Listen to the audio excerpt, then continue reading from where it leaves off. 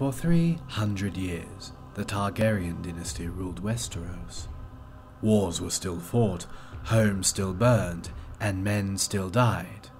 But compared to the chaos that came before, the realm was stable.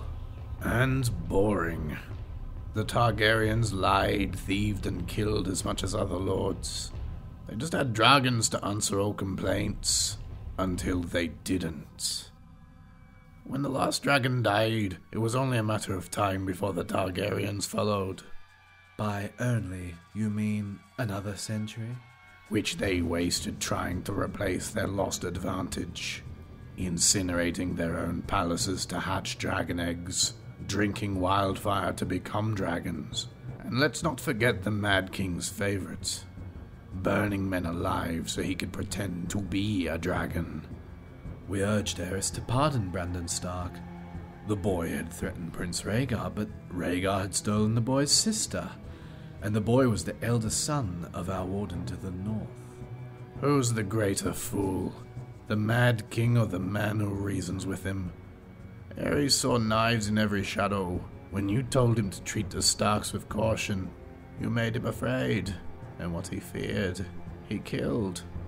I wouldn't have thought you of all people would bother with recriminations for Brandon's death, Lord Baelish. Not after your, shall we call it, duel with him? Brandon was as arrogant as he was stupid. Like his father, Lord Stark, who answered Aerys' call to the capital. They earned their fates. But the younger son, Ned, what was his crime that Aerys ordered his death as well? Unlike men, families don't die once you lop off their head.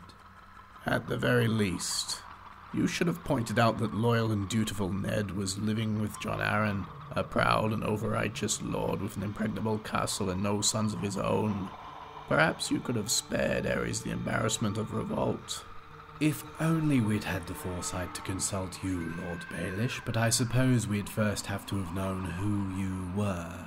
Nobody knew Robert Baratheon either, yet he claimed the right to sit on the Iron Throne. He had Targaryen blood through his mother. A pretty dress for an ugly truth. It was war, and he could swing a hammer harder than the other options.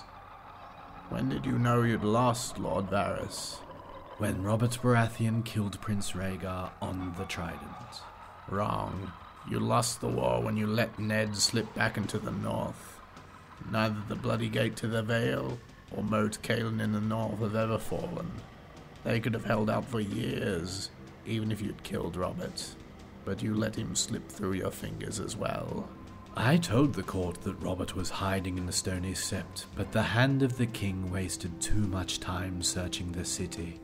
Something about the glory of single combat. Then Ned Stark's army arrived to save the day. Too bad Lord Tywin wasn't hand any longer. He'd have simply razed the town and been done with it. Perhaps. And perhaps the rebels would have found more of the countryside flocking to their banners. I'd almost forgotten. You weren't always so loyal to the Lannisters during the war, were you? I did my duty to the realm.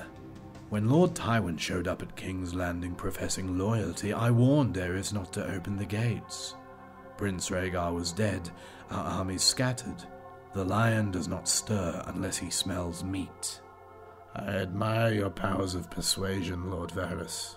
Few could traffic in so many secrets to such little avail. Grand Maester Pycelle told Aerys what he wanted to hear, that his old friend Tywin was there to save him. Then Aerys' old friend sacked the city, and his son stabbed Aerys in the back. A regrettable, though necessary action. As were the pardons King Robert bestowed upon the Loyalists. Mace Tyrell, Barristan Selmy, you. King Robert wisely chose order over vengeance. Jon Arryn wisely chose for Robert. But Jon Arryn died, then Robert, then Ned. So ended their glorious revolution. And Westeros has been burning ever since. Let it. How Targaryen of you, one of the mad ones. Fire turns even the proudest oaks to ash, leaving newer roots base to climb.